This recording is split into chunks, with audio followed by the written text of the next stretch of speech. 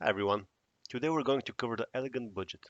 The idea behind that budget is for you to be able to record your expenses, your income, side hustle, and be able to have some savings and calculate it against averages and budget it.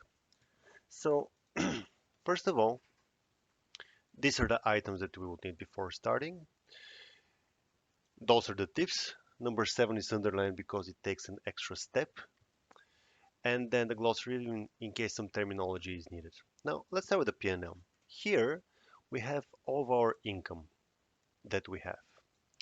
And here we have general expenses and bills. You can separate it any way you like, doesn't matter.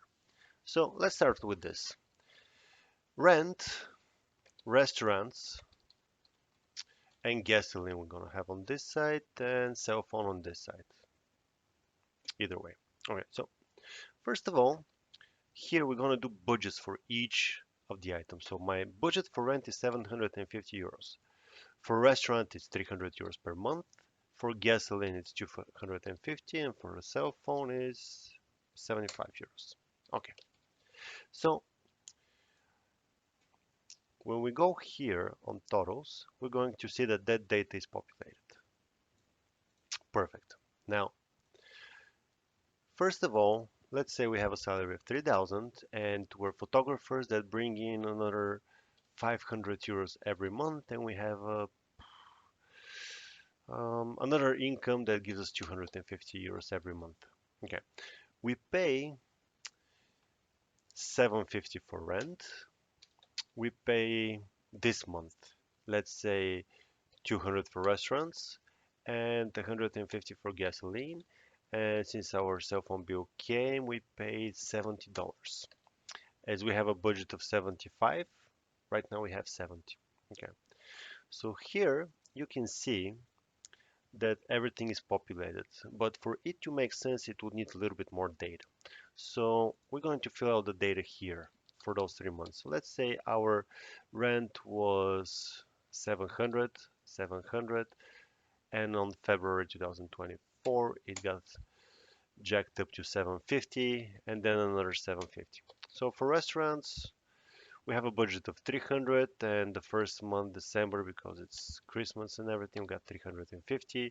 Here we have 300. You have 250 on February and March. Since it's nice out, we have spent so far only 200.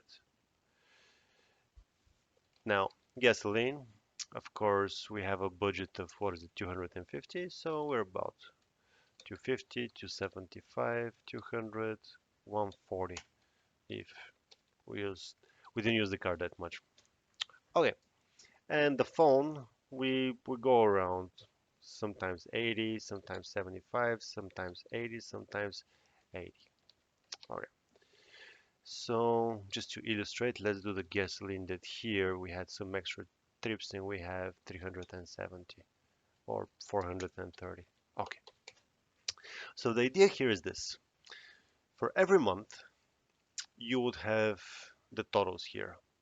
The averages that are calculated based on everything that is happening. So the more data you have, the better average you have.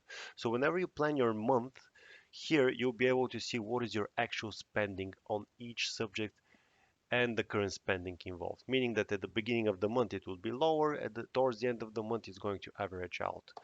Now here is the difference. So for example, since our budget is 750 and we have paid 750, we have no difference. So that's great, it's green. Now here we have an average of, I'm sorry, we have a current of 200, but the budget is 3, so we have 100 bucks to go. Great, we're in the green. Now on the gasoline, we have budgeted 250, we have used 150, again 100. However, since we have high expenditure for the average, now our average is 261. So we're 11 euros over average. Now, if in the next month we do another month, but this time we don't have 430, but we have only, let's say, 100 euros, boom, our average drops and we're in the green.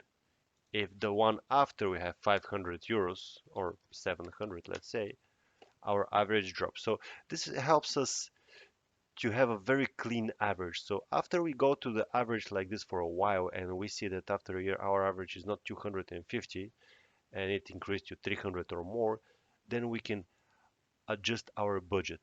And this can help us be very clear regarding our savings. Okay, so here we have the the income that we have. Here we have expenses, income, and residual income.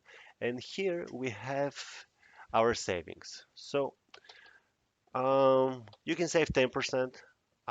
There's a golden rule that says we need to save 20%.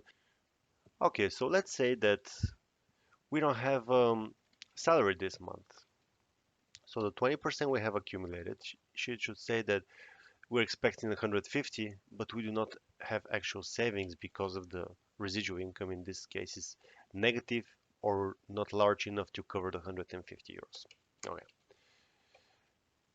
All right. So what we do at the end of each month, let me erase this. For us to keep the averages is we take the current whenever it's done. First of all, we take the current from the salaries and paste it just as a number. You don't need to paste anything else.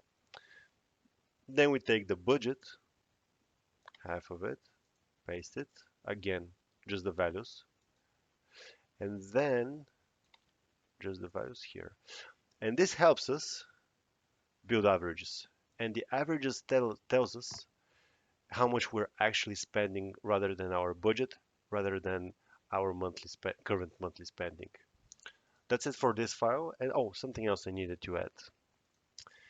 The what if scenario is this. If we say that the rate of return is 8% and we start saving on a monthly basis, 100 bucks, boom. Here's how it looks after 30 years. 149,000.